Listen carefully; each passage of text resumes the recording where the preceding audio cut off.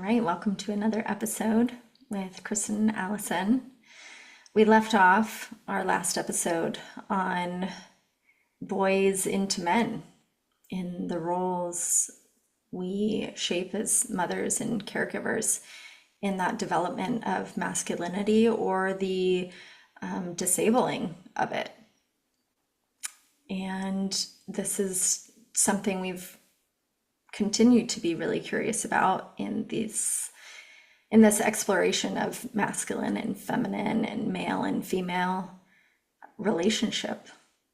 How do we work together, and how is it nurtured or destroyed? And something I thought about since our last episode, where we talked about boys who didn't receive love and care from their mother or caregivers and what that evolves into and looks like in relationship. I thought about the boys who maybe have an enmeshed relationship with their mother, that perhaps instead of not having their needs met, they have every need met. And it can often present similarly later down the line in relationship, where they have an expectation of the woman to fulfill every need. But the development is obviously very different. Maybe the mother was just overly attentive, didn't give her son adequate room to discover himself and grow into himself, and instead was there at every moment and every need to give him what he wanted, out of perhaps her own anxiety or her own need for connection. And so just touching on the different ways that masculinity can be stunted or underdeveloped or not honored. What are your thoughts on that? Well, I'm thinking about what you said last time, that example involving a friend whose son is very aware of being helpful to her and others, helping to carry her bag and things like that. And he's like, I think you said 9 or 10 or Yeah, he's 11. 11. And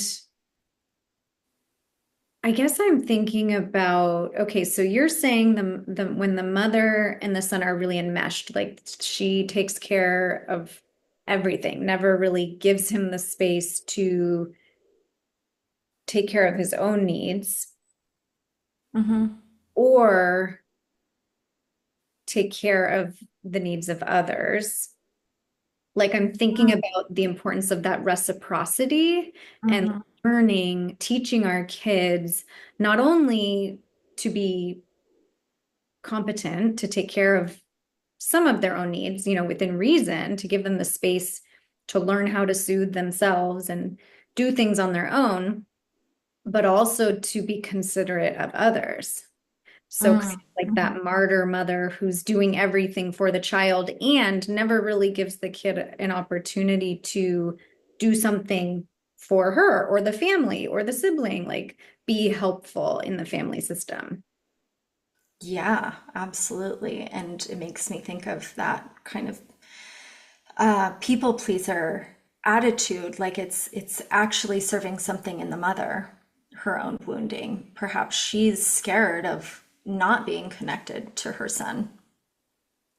She's scared of losing him, and so she's willing to do anything and everything to keep connection, and maybe in some really unconscious way keep him dependent on her.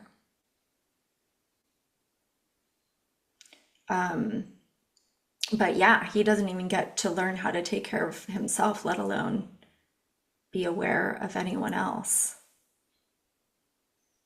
And when the boy who's really enmeshed with his mother or never has the space to take care of himself or others, is always cared for, every need, grows up and gets into adult relationship, what we're talking about as a possible or maybe even expected outcome would be that he would look to his adult partner to soothe every need. He wouldn't first look to himself to meet his own needs. Every need is the Mm, partner's responsibility. And if they're mhm, not on top of it, and satisfying all of their needs, then that creates a lot of conflict. mhm. The other is only there to satisfy their needs. And the word that feels resonant is like consuming. Like it's all consuming and it's never enough. Like there's never like satisfaction or being satiated because no one can ever fulfill all of your needs. And if you're always outsourcing that, it's just, yeah, never gonna be full. And so, yeah, the other, you've talked about this before in relationship that like people can come in and think they're the one. Like each person is the one and their thoughts are the one. But this is even like a way more extreme version of that, where the other in the relationship is simply there to fulfill the need of the person who's has that expectation. Right. That's the function of relationship or partnership for this person, for this enmeshed person. The other person, the partner, is a needs dispenser. Their sole function, the reason I got into relationship with them is so that they can meet my needs. Mm-hmm.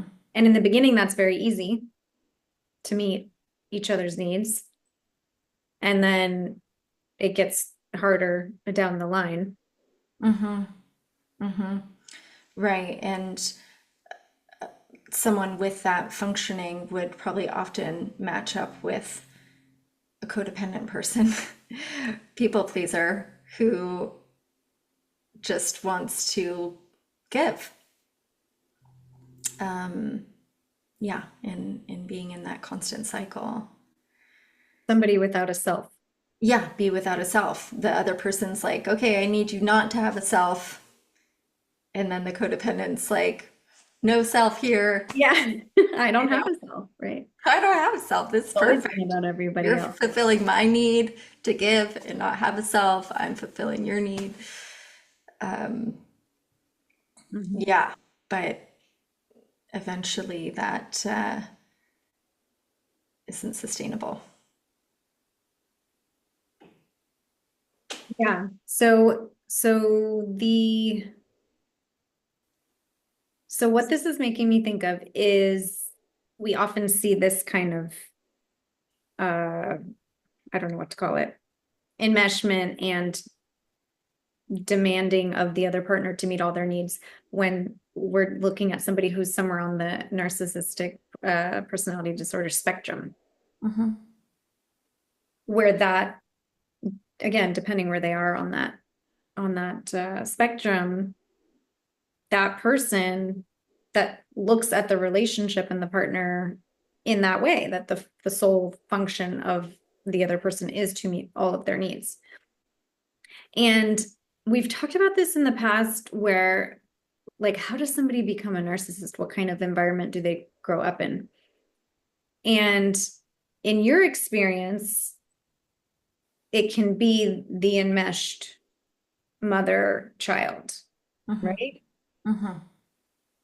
That's something about that. The mother, I've seen it in both, actually. yeah, I've definitely seen it in Yeah. the neglect aspect. And this was new to me where you brought in this piece about the enmeshed relationship and how that can create narcissism. Do you want to speak to that? The enmeshed part, or kind of. Yeah, I'm thinking right now of like, because I have seen both presentations of how they're different and how they're similar. Both feel very entitled and don't have a problem taking from others. But in my experience, the one that has had neglect feels more angry about not having had their needs met. And so there's this like angry entitlement versus the one who's been enmeshed is this kind of just really unconscious addictive entitlement, like not a thought about it. Versus the neglected one, there's more thought and justification. Kind of like complying or rebelling in a way, like the person who was emotionally neglected and experienced a lot of shame in childhood from their parents might grow up to be somewhere on the narcissism spectrum. And there's this anger about what was missing, Mm-hmm. I'm what gonna they get it no didn't get. Yeah. And so then in an adult partnership, right, then it's like your job is to meet my needs. matter what. Mm-hmm. Yeah, right. And I'm gonna step on whoever I need to get there. So I was kind of thinking about that as rebelling, like because their template is nobody meets my needs, Mm-hmm. but then they swing to the opposite and say, well, no, everybody better meet my needs in adulthood, Mm-hmm. kind of thing, where then where the opposite, the complying Mm-hmm. is like going along with the wounding. And so for the other person who grew up where the mother was very over involved, Mm-hmm. then they just, that's their template. That's what they go on to expect all the time. They never, it's always somebody else's responsibility. There's no self responsibility. Mm-hmm. Yeah, I deserve this. I Mm, deserve it all. And it comes from a different place of, yeah, complying, agreeing. I do deserve everything versus, yeah, the rebelling. I deeply feel like I don't deserve anything, so I'm gonna go get it anyways. But I think deep down with the compliant one or the one who's been enmeshed, there's, I think the core similarity maybe for both of them is like there's not a developed sense of self because we could even look at the one getting everything they wanted or needing also as a form of neglect because they were neglected to develop who they are. Like deeper parts of them weren't attuned to as well. yeah, what they were really deeply needing. Yeah, and who they really deeply were and are. And so it's just a different road to get there, but also like same wounding, no self, Mhm. and other people will fulfill myself.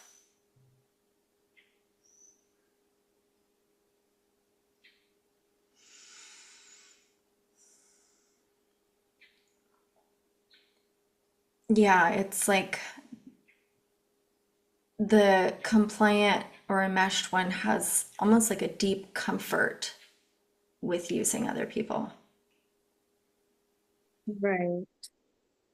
No. Like awareness even about it. Mhm.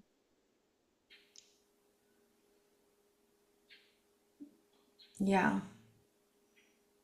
One thing I wanted to say is that, so going back to what we were talking about in the last episode with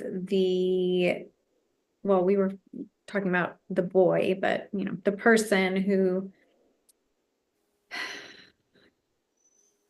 it's not that, in most cases, it's not that that little boy didn't get love from his mother. It's just that in some families, there's a real lack of tolerance for vulnerability in little Mm. boys. And so it's more about, um, it doesn't mean they aren't loving parents. It just means that in some ways they may have communicated in really probably constant ways or strong ways that it's not okay to cry out for help or for your mom or be soft or be vulnerable, that the boy needs to be tough. You're fine, get up, keep going, don't be a baby. The parent doesn't allow um, tenderness, I guess, in certain moments. It's fascinating that what we're talking about is how allowing for the tenderness and the tears and the softness and the vulnerability is actually what creates the strength. Mm-hmm. And I think just as a culture, we've gotten that wrong of like strength equals strength. Like strength equals not softness. It's being tough. It's being, picking yourself up by the bootstraps and, forgetting those aspects.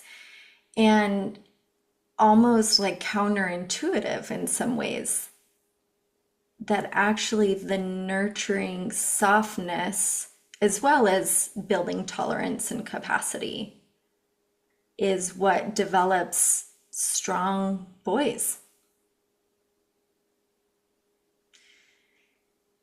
And yeah, it's just so curious to me that through the permission of the vulnerability is where true strength is developed. But I think we've all, most of us have experienced that in one form or another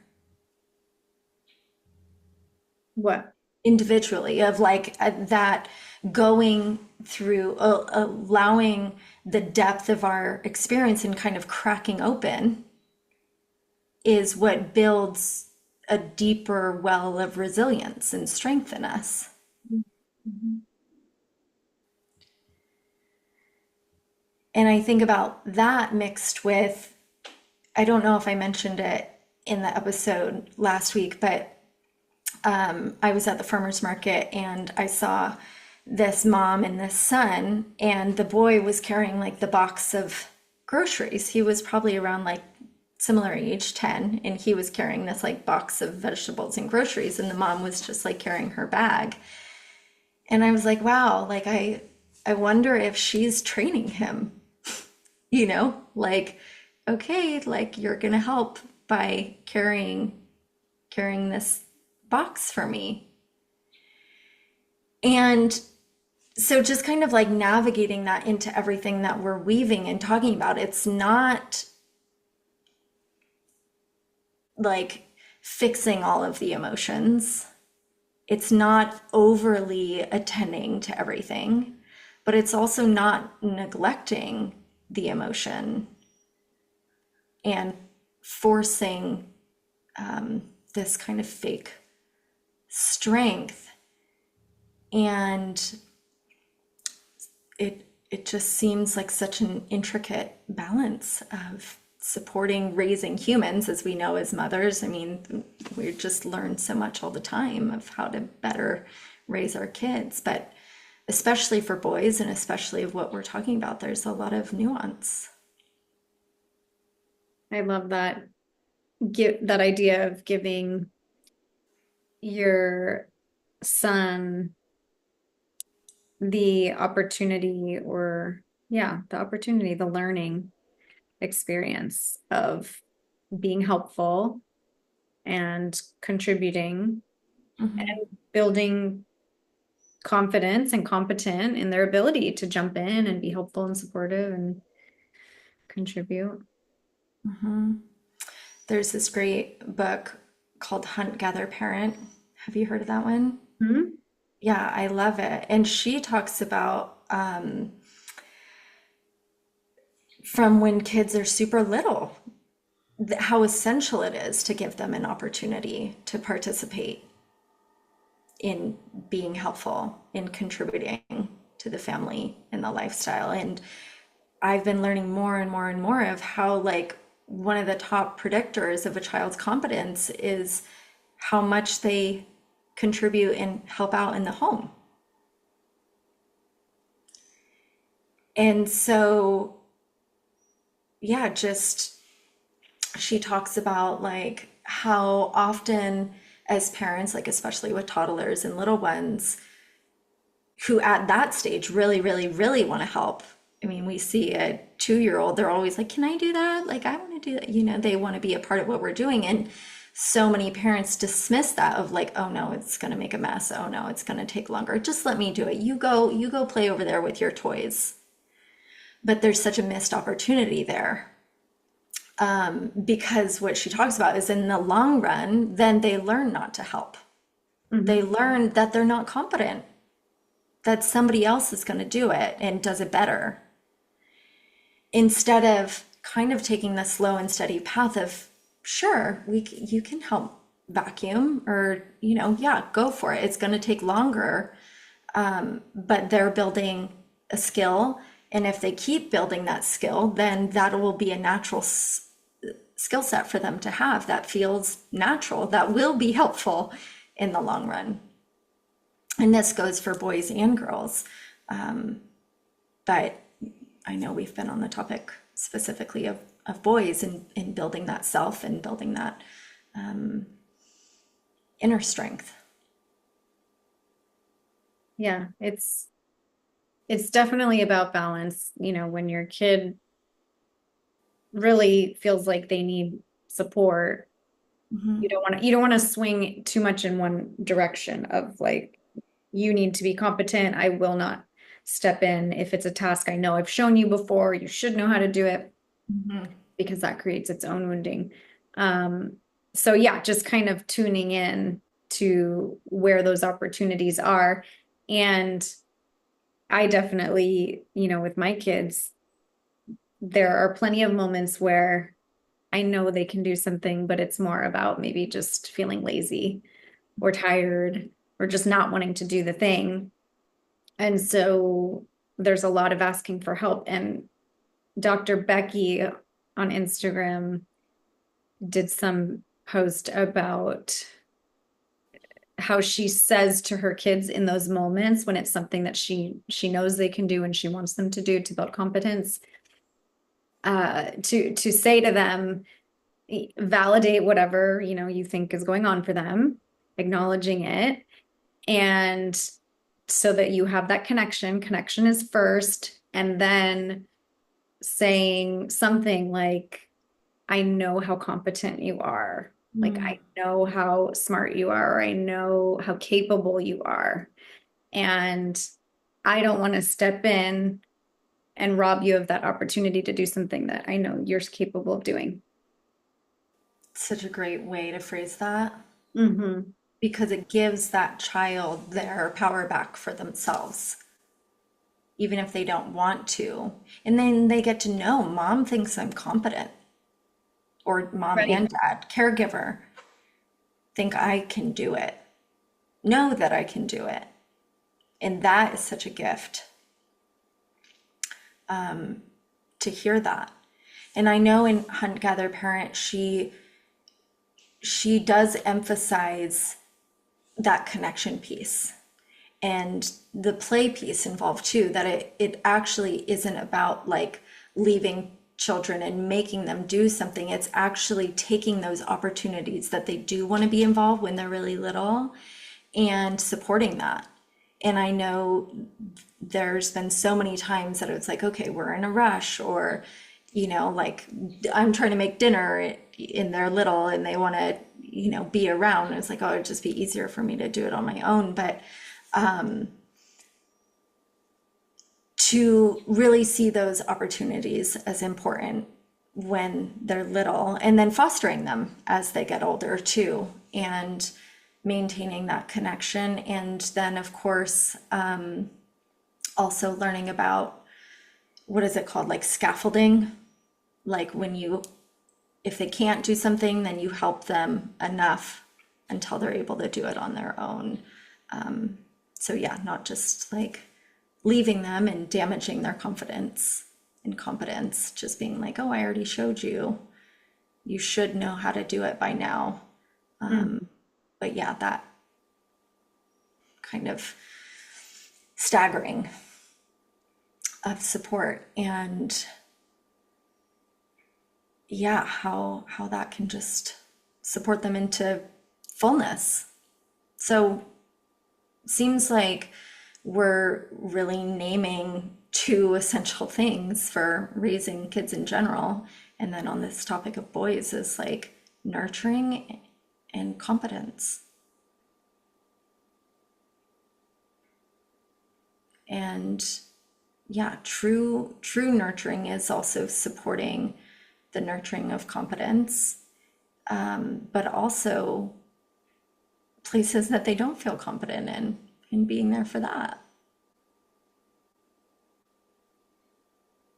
Because Yeah. maybe boys are expected to be too competent when they're little, and that goes into our conversation last week of like little boys and babies not receiving as much holding and nurturing because there's almost too much expectation early on to be competent in their emotional capacity. Yeah.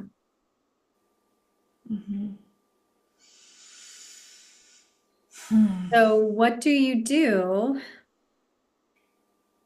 when you're in relationship with someone who has grown up in one of these ways?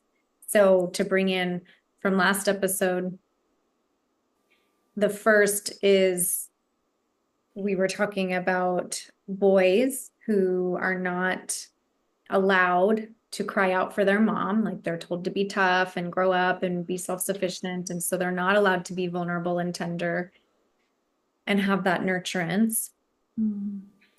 And how they grow up then to look to their partner to, how did we put it? To nurture them, to Yeah. mother them, to feed them emotionally, to make up for what they didn't get in childhood.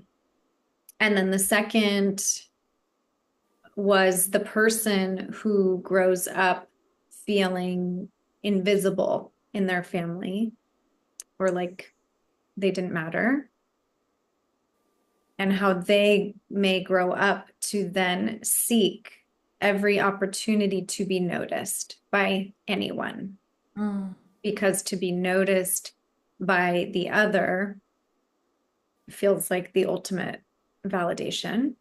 And then you're bringing in this enmeshment where the mom or the primary caregiver is overdoing. And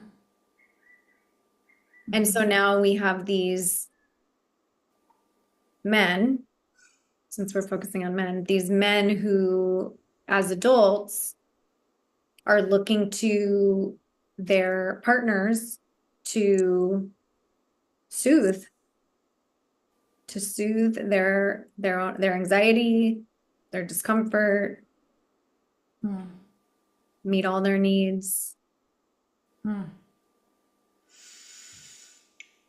Yeah, I think it's important to distinguish here as like men should be able to have comfort in their relationship with their partners. They should get to feel safe emotionally and get to come with, their vulnerabilities and challenges. What we're speaking to here is something that it's maybe like a shadow aspect of that, or like a more unconscious aspect of that, that actually is, instead of looking to their wife, they're looking for a mother. Instead of looking for a partner who they're in reciprocity with, they're looking, yeah, for someone to only care for them. So just distinguishing that, like, that of course there's a healthy expression of that. And that's not to say this man does nothing for himself or for her or for the family or for the partner, right? It's they may feel like this is a reciprocal relationship. You know, I show up in my ways and I do these things, and so it's not all necessarily one-sided, but there I think there's a very strong need for the other person to soothe whatever is happening internally for him. Right. Like it's And not so operating from like a core, it's operating from a wound. exactly. There isn't a pause to say like what's happening inside of me? Why am I feeling so anxious? How can I tend to my internal experience? It's an automatic, I'm uncomfortable. Where's my partner? Their job is to soothe me. Yeah. And so was your question, how do we work with that? Like, Yeah, what do you do if you're in a relationship with that person?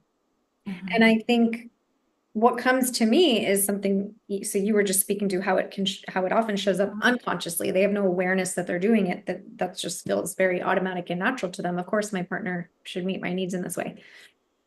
And so making the unconscious conscious. I mean, yeah, you have to become aware and be able to take pause and ask the question, why am I like this? Or why is that my automatic response? Why? Where does this come from? And to be able to acknowledge the mother wound or what was lacking in childhood to make sense of the behavior that's happening now. And absolutely, I believe in relationship, that's how most of us experience healing. And so for the man who says, I can recognize that I didn't get a lot of nurturance in childhood from my mom for whatever reason, or from the primary caregiver for whatever reason. And I did have to go through a lot of challenges, feeling very alone, or I had to suppress my emotions, or whatever it was. And so this does feel really important as part of my healing to experience that level of nurturance in my adult love relationship. Right. And then and so then to consciously, for the partner to be able to consciously say, I want to do that for you. Not, and this is important, not forever, but for the purpose of healing. Right. I can show up for that in a really intentional way where both people are really conscious about it. And I'm trying to think of what that could even look like. I mean, I know when we're in therapy, there can be like a physical holding where you're actually she's kind of cradling him. And as he shares about a traumatic experience, like just kind of having some redos, like re-experiencing things that were painful where there wasn't nurturance, and then having the partner show up with that nurturance to really get what you needed. And so you can intentionally recreate those moments and create those healing opportunities consciously. consciously, right?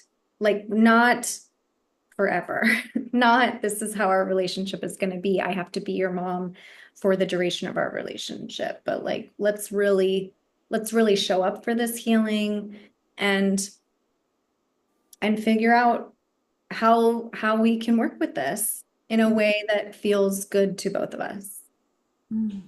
I love that you're bringing this piece in because I think that it allows us to welcome these wounds versus simply kind of being like, you got to stop to the men, like, you got to stop looking for a mommy and kind of re traumatizing and being like, you got to be a man now. Like, you're old enough now, like, mommy's gone. You got to just like show up because, as we know, these wounds don't just go away.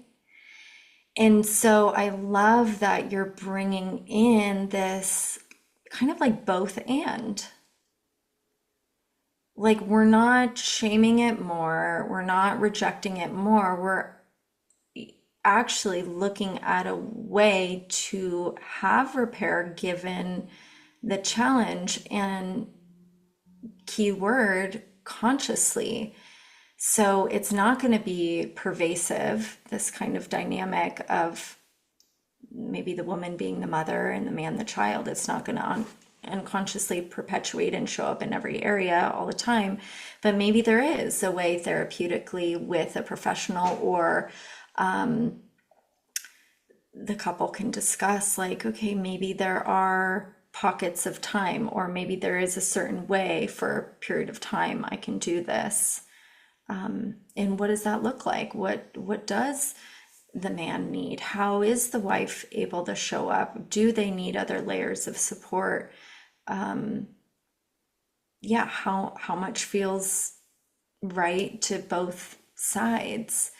And that's pretty powerful. I love that possibility and what that could be and how it could be reparative for the whole relationship.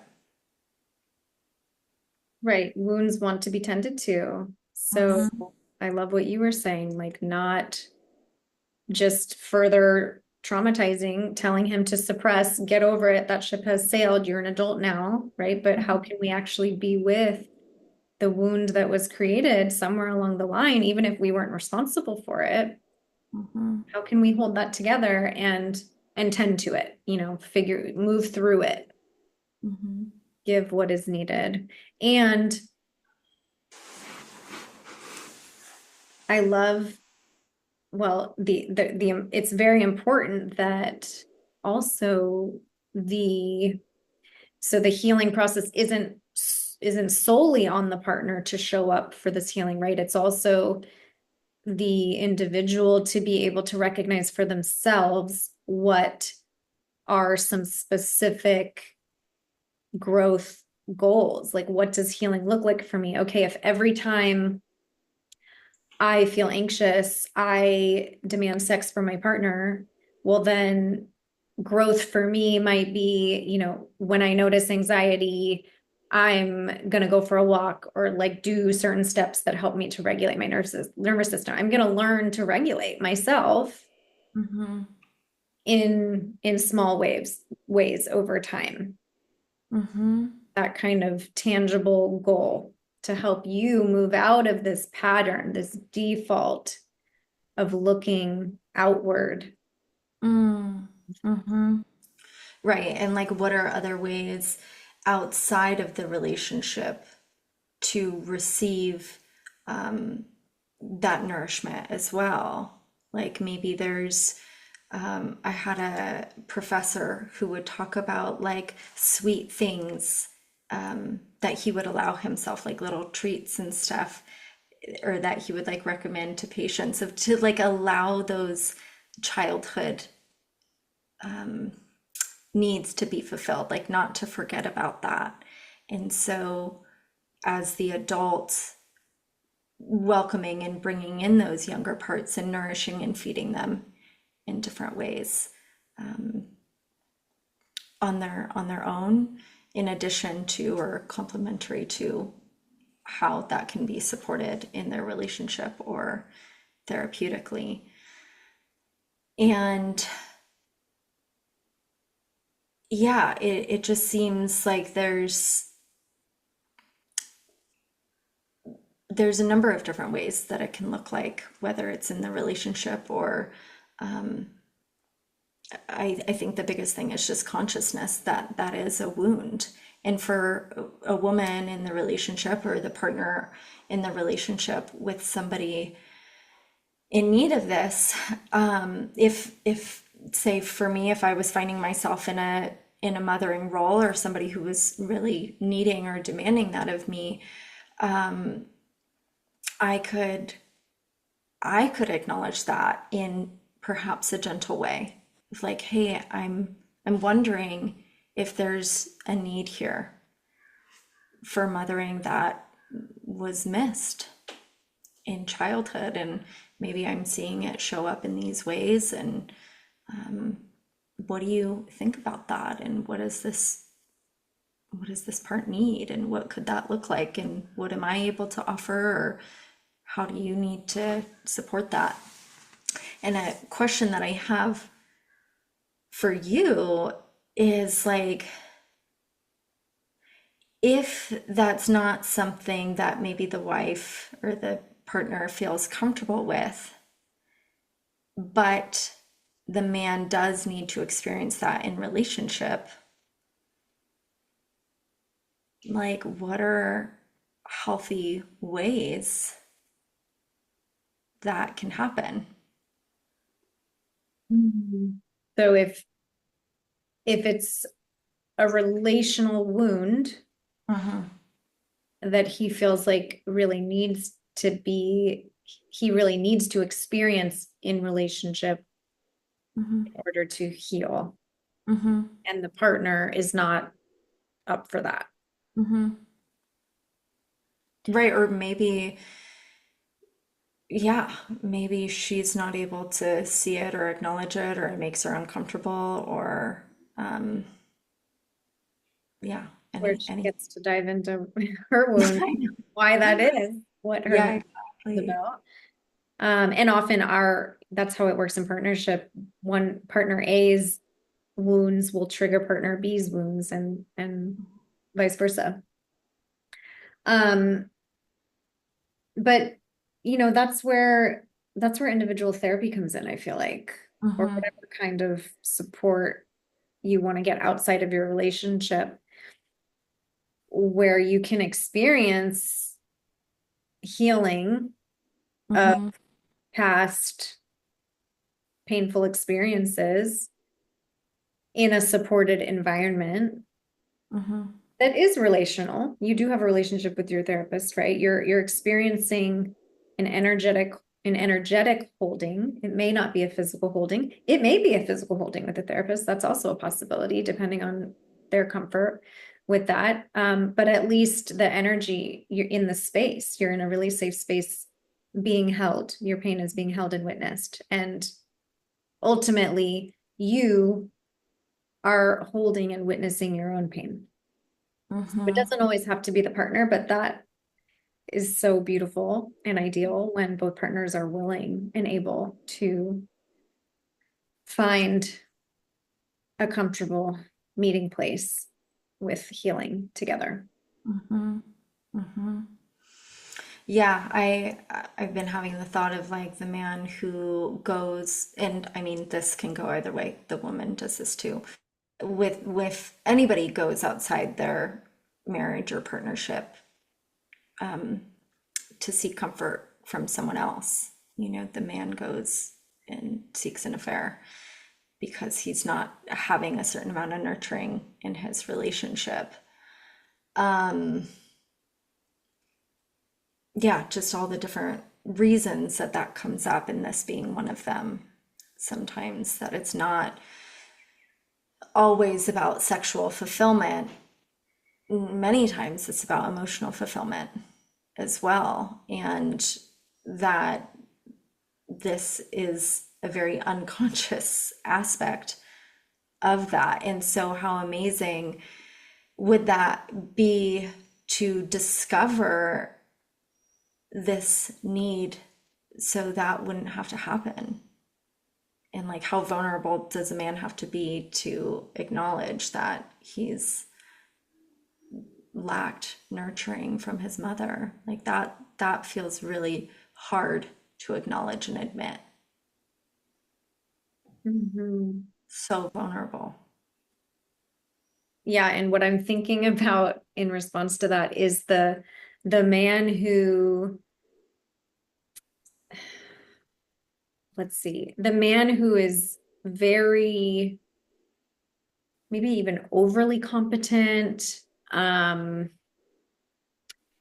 like look on the bright side, does not really sit with or acknowledge emotions, really likes to stay positive, but then is very maybe needy when it Mm, comes to sex or attention from the partner. I think that can be a really good signal that there's some kind of mother wound there.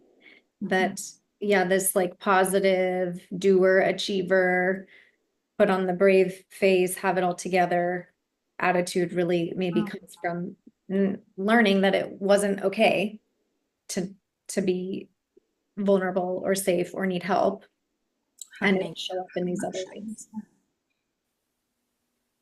Yeah. Mm-hmm. Mm-hmm. Yeah.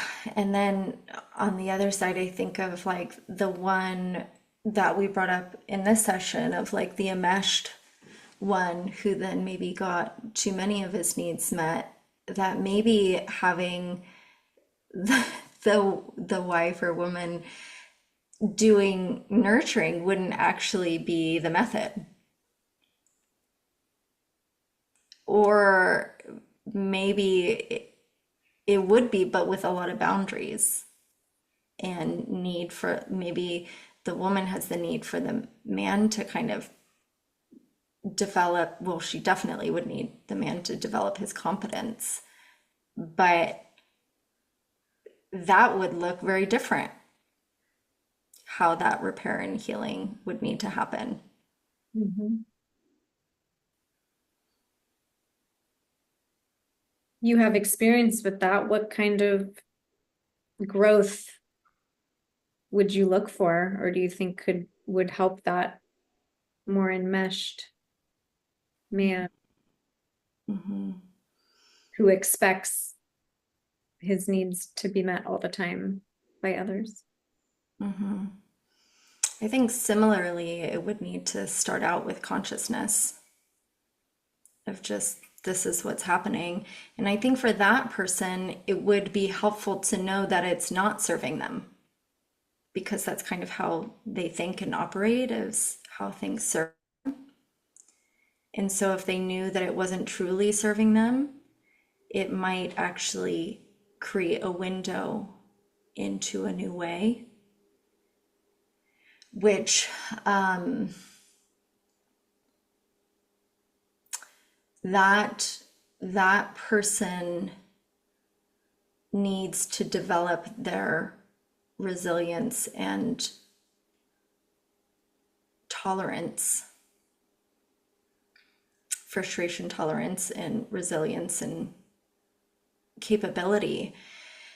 And so through the acknowledgement, there might just be conscious awareness of like these are ways that I'm gonna maybe not do things, and these are the ways I am gonna do things. Like this is how I'm gonna show up, and just so you know, like there's gonna be breaks in like what I do for you or when I'm here or how I show up. And you'll develop yourself in those pauses, but maybe loving consciousness around that as well. Of like, I'm gonna do my own thing here, and you're gonna, maybe that time will be uncomfortable. And how will we navigate that? How are you gonna develop yourself through that? And so maybe a lot of awareness around that. Oof, it kind of feels like a reenactment, like the partner is modeling Mm, the mothering that they actually needed by having boundaries, by creating the space or the opportunity for them to take care of their own needs. like they're just going to start to experience it. I mean, there will be a lot of pushback, I imagine, Hmm. if it's all unconscious still. Yeah. But how important that would be. Well, and amazing if there could be a conscious way to do it. And of course, there is. That doesn't mean that everybody's going to sign up for that or is able to do that. But if there was an ability to have consciousness about it, of like, this might be uncomfortable, this is what I'm going to do, this is what, we need to do. And is there a way that we can support this to happen like this? And then as I'm talking here, like, say it's the woman kind of leading, okay, we're going to need to have space here. I'm thinking of how the man actually really needs to develop that capacity in himself too, to be able to forward think in those ways. And so it it would be a journey of building that. Right? Some kind of agreement, relationship agreement of this is not working for our relationship. This is what our relationship is needing. This is how we're going to grow into that. Yeah, and during that time, it's not an opportunity to go and find other unhealthy ways to self-soothe, but to really be in that discomfort, because that's gonna serve a deeper part. Mhm. But of course, both people need to be on board. And again, consciousness is the key word. Or, I mean, often both people are not on board. Some, they can be, but if that's not the case, I, I do think I mean, you have to figure out, your relationship best, but there can be a way for the partner of this enmeshed person to just start, not too drastically, but in small ways, setting up some of those boundaries and kind of modeling what they are wanting the other person to grow into, which will mean being for that partner to be able to tolerate the pushback and the tantrum and the enmeshed partner really not appreciating that. But that could be one. Yeah, yeah, and it'd probably be very rare to have compliance from the more enmeshed partner. And so, yeah, in many cases in relationship, it is one partner that has to forge the way and maybe doesn't have agreement from both sides, but needs to take the steps needed. And, that calls the other person on board in one way or another Mhm.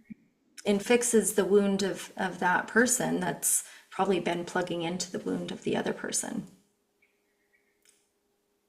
so that it can't relate in the same way that it probably has been. Right. Totally agree. All right. Does that feel like a good stopping point today? Yeah, hit us up with any questions you got, and thanks for deep diving with us. Yeah, thanks so much. Don't forget to share this episode with somebody who might resonate with it. We hope it was helpful and subscribe so you never miss an episode. Thanks, See you guys. next time.